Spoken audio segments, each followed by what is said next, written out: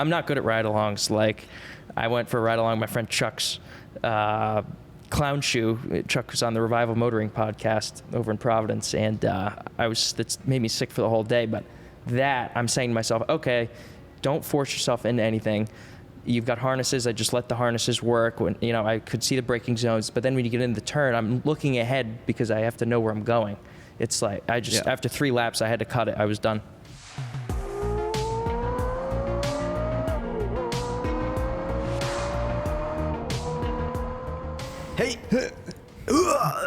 Hey, so welcome back to another episode of In the Driver's Seat with ABS. You join us on the East Coast. The last couple episodes that we've posted here have been on the West Coast. We did this really awesome California trip. There's more episodes of that to come, but we wanted to give you an update episode back on the East Coast. We got a lot of things going on. I think that LA trip that we took was a lot of fun for all of us, video team, podcast team. And we're excited to be back here on the East Coast, and we're ready for the summer. We have a lot of events coming up. We have 26 Cars and Coffees this year, which is a record number. We did 17 of them last year. And I know, Ben, you just took a really interesting trip. You went to Goodwood, and Sean, you and I have been back here doing all the work while you were in Goodwood. Just kidding. I wouldn't call this work, but... No, but Ben, tell us about your adventures over in England. I went to the Festival of Speed 2 years ago, which was an unforgettable experience, but you were over there for the members meeting with Audrain Motorsport, if you want to talk about that a little bit. Dude, yeah. Goodwood is, the word I keep using is magical. It's a really magical place, and the Duke and all the team over there really understand how to organize serious events. And the Festival of Speed, I think, is over 2 days, like 200 or 300,000 people. Like, it's insane. The members meeting is a different animal. It's a smaller, probably a 20,000 person event at the racetrack they have there. And we were there with Audrain Motorsport. We had a great, almost a week-long tour with about 15 couples, taking them on scenic drives to places like the National Motor Museum. We had a tour of the Rolls-Royce factory. We had a tour of the McLaren factory. We had all these crazy behind-the-scenes events lined up that really was executed very well.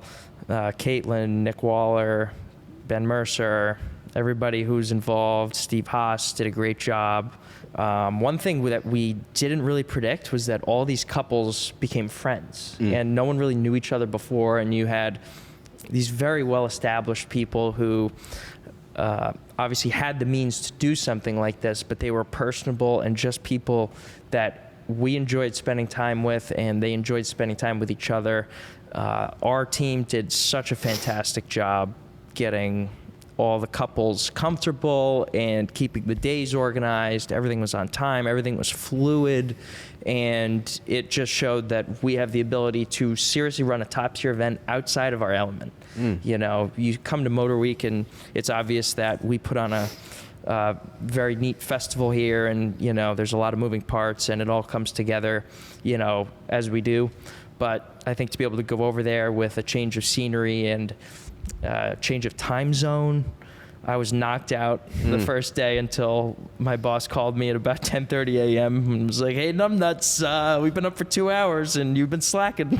I was so jet lagged. That's funny. It was bad. What was the Rolls-Royce factory like? Were there like 2 butlers waiting at the door for you guys? No, that's stupid, Sean. Champagne, that's the stupidest thing. There were 4 butlers. It was a fantastic atmosphere. They split us in a very small group, so it was pretty intimate. It was like 6 of us in each group. They emphasized all the extents that they customize cars. They only use bull hide. They don't use cow hide. Yeah, it was so over my head, like I can't even remember all the details. But they make special paint colors. They will put an Audemars Piguet in your interior. They will do anything you want. It's absolutely phenomenal, and just to see the facility and how the process moves down the lines is really special. And they've got a seriously professional thing. Is it a pretty big facility? It is pretty big, yeah. We saw McLaren too. It was probably 3 times the size of Oh, McLaren. wow. Yeah, it was Yeah. huge, and it's a really serious thing. Well, I feel like Unfortunately, I couldn't take pictures of the cool Yeah, stuff. Like, I was gonna obviously, say, but like you mentioned the Rolls-Royce and the McLaren factory. I feel like there's a lot of photos that come out of the McLaren Technology Center. We have some cool videos that you took that we posted on our driver's seat with ABS Instagram. We'll put the handle right here. It's at driver's seat with ABS, so you can see some of our adventures on there. But you saw some really cool that whole wall of all of the Formula One cars, All and the then trophies. the McLaren F1. What is it? The GTR, and then a Hey, bunch Bruce of McLaren's first car. Yeah. Race Yeah. car, right? That Yeah, the Austin 7. The Austin 7. Yeah, that's what it is. So McLaren was really cool. At one point, we were standing in the main lobby, and our official tour had ended. So our tour guide was kind of going car to car in the main lobby, the F1s, the press McLaren P1 that Chris Harris Yeah. spanked around in the Middle East.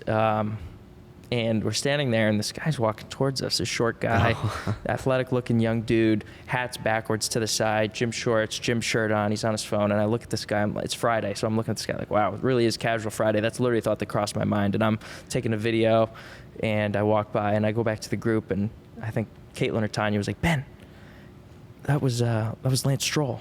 Lando Norris. That's what I said. I'm not an F1 fan.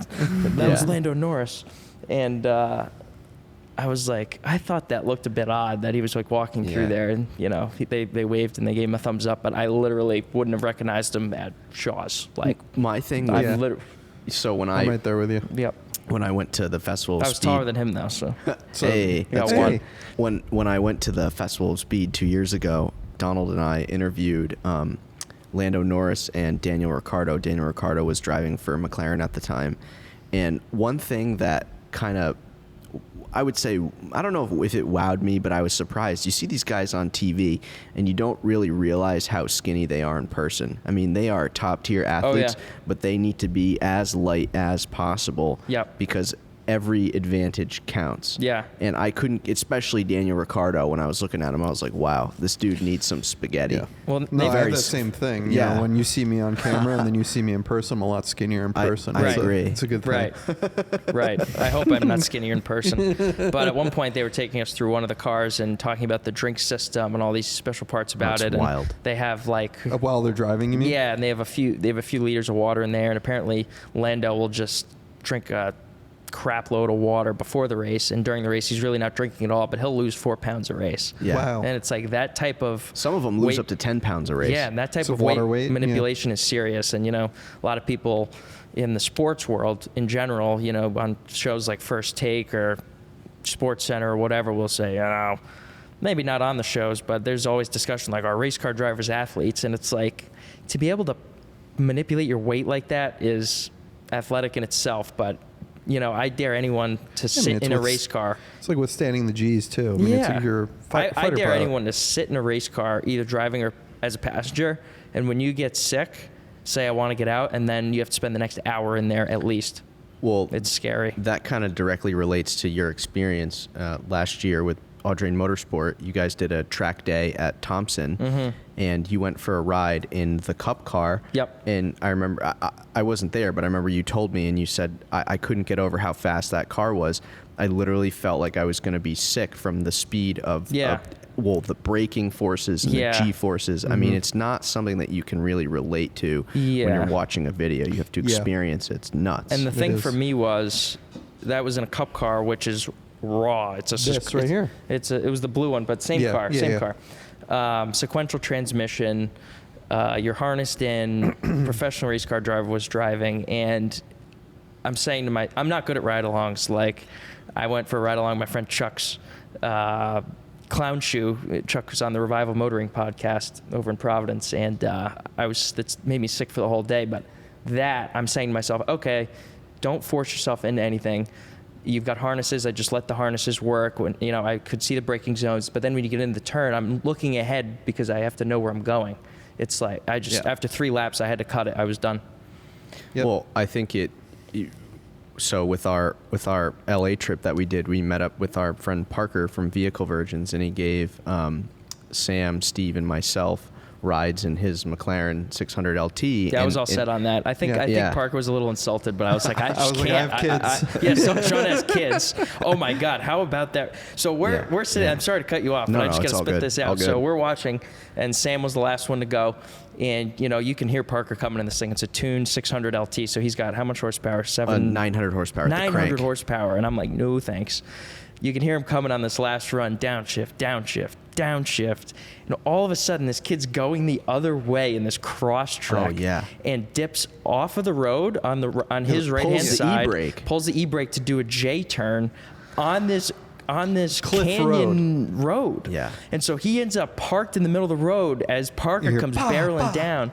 And we've got a clip of this. I think we already posted. And it was like, what is this idiot doing? And he comes back like kind of shaking. It was just like 17-year-old kid, like just got his license. Bad timing. Sorry, bad timing. It's like, what is wrong with you, dude? It's like you're gonna kill yourself. But that was a fun day with Parker, and he was very nice to take you guys for a ride. I think that it was super nice of Parker to give us a ride in his McLaren, but I think that trip was awesome. We have a lot of really fun. What a trip, man. Yeah. I will never forget every day that trip. I think we've all so been thankful, fortunate to do a lot of really cool trips for this job. But that was probably the creme de la creme, and it was awesome that we got to interview Bruce Meyer, Rod Emery, Magnus Walker, Chris O'Rett, Ruffian Cars, The Smoking Tire, Singer, and David Swift, who David Swift, we're really good buddies with him. He's Jay Leno's executive producer.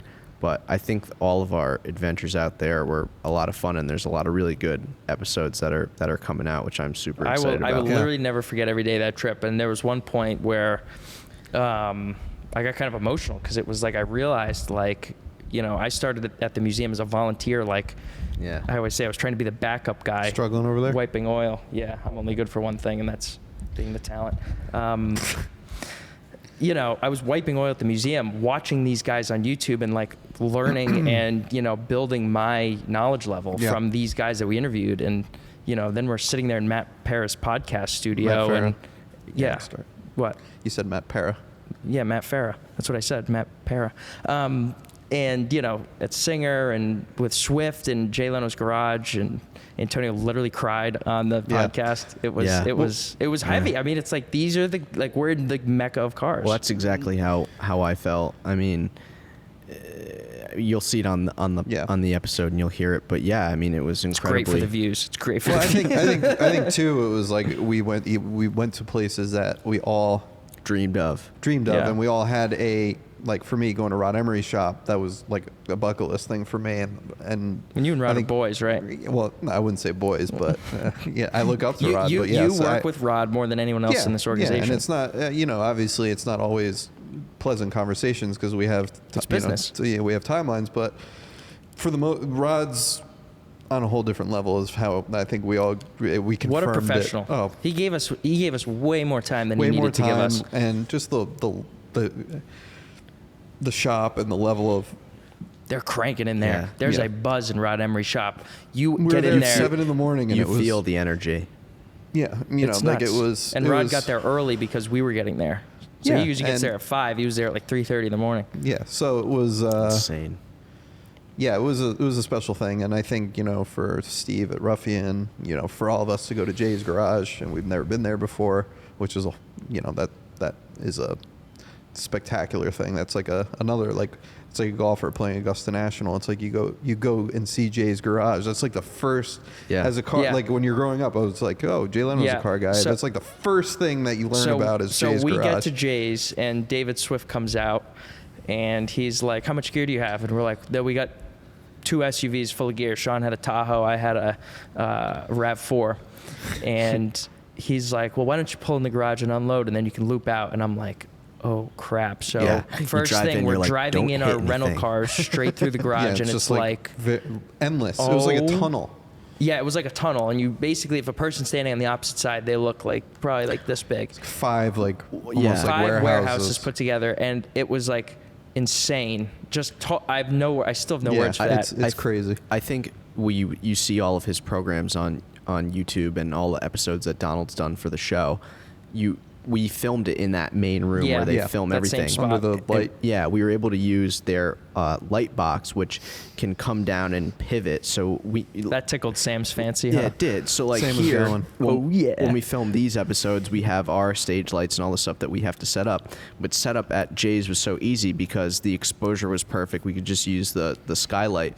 But what you mentioned about how big it is in there, you don't understand the sheer mass of it. I don't think anyone really understands how large it is. big it is, even like the basement that they have, and it's wild. And what was cool is like he uses it, like David was like freaking he's garage. like he uses it as a garage. Like Yeah. at one point, I was just walking around with David and he goes, "Look over there," and I was like, "What?" He goes, "See that desk?" And it was a desk that was on its side, so it was like it was sitting up like this. And I was like, "Yeah." He goes, "That's Johnny Carson's desk from the Tonight Show." That's like so that sick. was his desk. I didn't realize And it's I just missed that like part. sitting there on the side, like you would store a desk in your garage. That's so cool. It's just And we're walking around. There's so many rooms. There's so many great cars.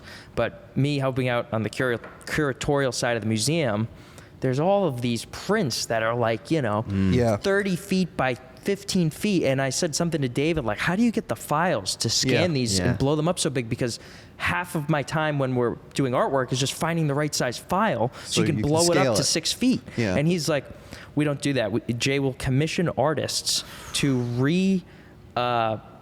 he'll make it to paint, scale. He'll Yeah. paint these massive things, but then if you look, there's these little Easter eggs in them, whether it's in the wording or there's Jay and Mavis in the car So driving cool. in a convertible, and then you start to look around and it's like, oh my God, these are completely one-off pieces. So cool. And the car collection is priceless, but the art collection is Just as- one of a it's right kind there. and so high quality and Well, just outerworldly. The Bruff Superior Oh, the room. Bruff room. If Yeah, you the don't know Bruff room. about Bruffs, look up Bruff, Brough. They were the Rolls Royce of motorcycles. There's They're like 12 $500,000 bikes They were now. $12,000 new in the 20s. In I the mean, 20s. In the 20s, When the working $12,000. man made like a few $100 a year. Yeah. So Oh, my God. Model Ts were $300. Yeah, That- $500,000 bikes, and he bought them all. When they weren't Crazy crazy expensive. collectible, Yeah. but it's an entire room. Oh, He's got like 12 of them. Yeah. it's probably like And the way, like you were saying, the way it's Yeah. curated, it's spectacular. I mean, you're in a. It's like when you walk in a room and you know when you're in the presence of something. Yeah, because it's so special. organized. Everything tells a story of how things are laid out. his. I mean, I love motorcycles and seeing. Do you? Yeah, I didn't know that. Yes. It was a great picture you put up of your dad in the onesie, by the way. Oh, He's got yeah. a one-piece suit. Yeah. I was looking at that like, Yeah. So my dad just got a race suit because normally he just wears his jacket and his jeans and boots. And I was like, Dad, you got to up the safety game. So he got his suit, and that was his first ride. And for like the first 30 minutes, he's like, "Oh, I don't like this. This is so uncomfortable," because you got to break in the leather. course. We'll put the picture here. But yeah, so back to Jay's Sorry. no, back to Jay's garage. I mean, walking around and seeing like a Ducati 851, and then I'm looking at two of the Aprilia RSV4s, and I remember Jay had told me maybe a year ago, he's like, "Oh yeah, I have production 1 of the RSV4," and the Aprilia RSV4 is an incredible motorcycle, and when it came out in 2009, it was very advanced for the time, and it's won best super bike of the year for many years. And it was cool to just see like, oh, that's the bike. That's And- the first one. Yeah. And this is the one that you told me about. yeah. I mean, it's it was really special Nuts. being there. Like it was yeah, heavy. It was For sure. It was really heavy. It's funny too. It's like you go into a room, like 99% of the time when you go to a collection that has a McLaren F1, that's like where you're gonna go. Yeah, it's right. like, whoa. But I was like, I saw it and I was like, cool. And then everything, just again, because of where you are, I probably spent the least amount of time around that car. That's Because true. Isn't that funny? Like, Well, yeah, the Duesenbergs. the Duesenberg. yeah. I mean, just the motorcycles, The each Bugattis. room, the Bugattis. Oh my God, the Bugattis were insane. I mean, everything that you. It's got great French stuff. Yeah, it almost was like a McLaren F1 is like common compared Yeah, to the other stuff. Some of it's- the stuff that was there. Yeah, and I just, speechless. Well, I think that's how we feel. I mean, the first time I walked into this building and I was totally starstruck. The other day, we had our first Cars and Coffee, and unfortunately, our friend Coleman, with his red BMW 2002, he ran out of fuel, And afterwards, he came over to storage when we were done with Cars and Coffee to return some funnels and different things that we were using to get his car up and running. And I said, "Oh, come in." And he walked into the building. I can picture Coleman just his mouth was on the floor, and you and I were giving a tour with Tedward, which was super cool, and Will from the PTS page, and Coleman was speechless for probably 3 or 4 minutes. I know, it's funny. You forget. I actually have pictures of the first time I was here. Yeah. Tiff was like, my wife Tiffany took pictures of me here in 2016 because she was like, my face is like, Yeah. Oh, yeah. and because you forget, like and it's like not in a bad way. No, it's just we work here every single day. Yeah. You know, we Yeah. come in the door. It's not like I forget, like, the crazy cars that we have, but that is one of my favorite things to do is bring people here for the first time. Yeah. Because Even. and I try and make it special as much as I can. Because like you don't see this stuff. Mm-mm. You don't see it anywhere, and that's something that growing up for me, anytime I got to go to a dealership and they had a Viper on the floor, that was like a huge deal. Or going to Mercedes, I remember when they had the SLR.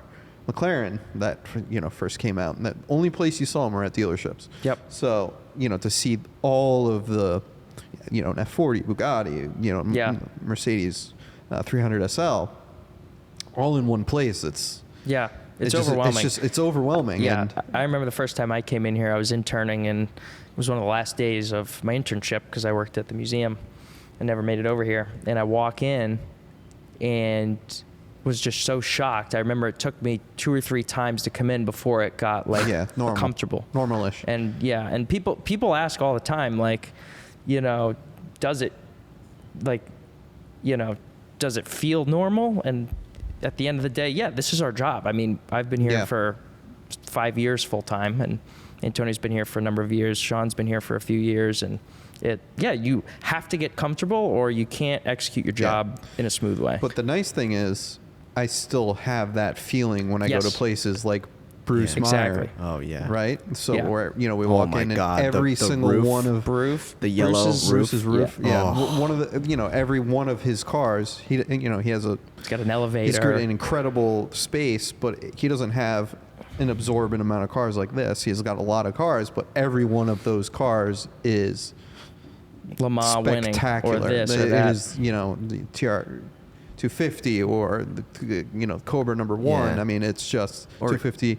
Yeah, even the sorry to interrupt you, the Le Mans winning C6 Corvette. Yeah. They pulled the sheet off of it, and it still had all of the rubber, dirt and all the rubber. and stuff stuck to the racing bodywork because it's a piece of history. Yeah. It's just like that is so epic. Yeah, It's so priceless. cool. Yeah, going Priceless. into Emery's and seeing the cars that, him and I have been talking about for years, actually seeing the process of it, or going to Magnus Walker, someone we've all followed Yeah. for so long and are so familiar with the space, and seeing it in person. It's just like, I don't think for us, we ever get over that, which No. is great. That first I time think feeling we're- anywhere and I never think gets- for Sam and Steve too, I think that's something we all share, that we kind of always we turn into that kid. I'm not saying we're all still young. You two are at least, and I still feel like a kid when I'm around those cars. Yeah. Well, it kind of relates to recently, last week at the Audrain Collections, a new car was delivered, the Sport Classic in paint to sample, and it's in the Gulf livery, Gulf blue and Gulf orange. And we filmed a video that we posted on our Instagram. If you haven't seen that, make sure to go over there and check it out. But I had seen the photos of it beforehand, and I said, "Oh, it's pretty cool." Photos don't do it. When you brought the truck over and you pulled the sheet off, and you backed it out of the truck, I was shocked. Yeah, It's so stunning in the sunlight. It's crazy. That was a car I was a little not worried about, but it's like you don't. It took, these cars are a long process of, from when they're announced to ordering it to getting the spec and then building it. That car was and announced almost coming 2 here. years ago. Yeah, and wow. and it took a little while for it to be approved. Well, it's also to see part of what the they- special wishes yeah, program. And all yeah, that. exactly. To be able to do what we wanted to do with it, which was be similar to what the Singer our classic Singer is, and that even though the Singer isn't actually Golf blue, or the wheels orange, Golf orange, has that what it went after versus the Sport Classic, which is actually the Golf blue and Golf orange. But yeah, when you see those cars finally come in, and yeah, it's just like, Yeah. these are cars that when I was a kid, I would go on the online configurator and spec them, and I still do. try and convince my dad why it makes sense to buy it, and it's like It's like, you're an idiot, you're Sean. an idiot, Stop go giving away. me bad No. ideas. But no, actually being a part of and then you finally Yeah. get behind the wheel and drive it, and it meets that expectation. I think that's something that I know we talk about Porsche all the time, but I think that's something that Porsche does We've such been pretty good about it on this yeah, podcast. but they do so they far. do such an incredible job with, Porsche Warwick. Obviously, we deal with Christina over there, and They're they fantastic. just do such a good job, Porsche, at making sure that what you want you get. Yeah. Yeah. And with the Sport Classic, I think that's a perfect example. I think part of it is, we work here in this building. We've got 125-ish cars here, and we become comfortable with these cars because they're almost like family. They're here every day. You become very familiar with how they start, how they run, what's the clutch feel like, how long, what's the shift like, how do the windows work, all these little things. Is there a choke? We were struggling with a car today, and I couldn't start it. Sean said, let me have a try. Needed a little more fuel into it. Yeah. Started right up. Well, that's the thing. Like, you're more familiar with certain cars. I mean, that's just what it is. Like, Yeah. And we'll talk about that. It'll be like, are you like the same with the Carrera too? It was like, are you familiar with this? I said, you no. know more. You know more about it than me. Great. Yeah, we had this conversation today. I also think, with some of the upcoming events that we have the Veteran Car Tour on April 30th, and the building is actually going to be used for a Bonhams auction. That's correct. So normally, how many cars do we hold here? 150, maybe? 125, I'd say. 125. So you guys have been pretty busy in the last week or so. Yeah. Moving a lot of the cars out of storage to make room That's for correct. the. That's more work to do. Yeah, so got some. Well, that's why we're sitting in the middle of storage right now, is because we were able to move some of these cars. But you can see, obviously, we're moving some cars around to accommodate the auction that you were referencing, which is the Saturday, the 29th, before our Veteran Car Tour, which is going to be an exciting thing. I think you get some really cool cars are going over the block. I think they're all from one owner. It's a one-owner collection. Yep. So a lot of pre-war a lot stuff. of memorabilia, a lot of It's like 35 cars. yeah. So it's going to be exciting seeing the space used for other events. But it is, sometimes people are like, oh, you just move cars for a living. That can't be too hard. But when you when you have to do an event like this, where you have to move this caliber of car, we have processes in place. Every car's on a tender. You don't want to short start cars. There's a whole it's a lot of litany things work that to go do that. into it. Yeah. That's correct. And we really, like Ben was saying, we care for the cars tremendously, so we want to make sure that when we are moving them, driving them, I mean, there was a car that today. extra level of care. Behind us in the other room, we've got a lot of the hot stuff, I'll say. All the stuff we would rather not drive on the road for this reason. And we piled them in on the other side. And there was one car we were trying to finagle back there. And I got out and I said, you know what? I don't think this is a good spot for it, because it just cramped up the walkway that we had created by about 2 feet. And we made the decision not to park it there. And that's part of our job, is having these conversations, making sure we do the right thing with every single step of every single car. And part of one thing that Nick has mentioned in the past, Nick is the big boss here, he said, we always strive to be 100%, because with this many cars, if you're 1% off a year, it's a lot of money in damages. Yep. So we always strive to be as absolutely perfect as possible, moving every single car every single day. And it shows at the end of the year.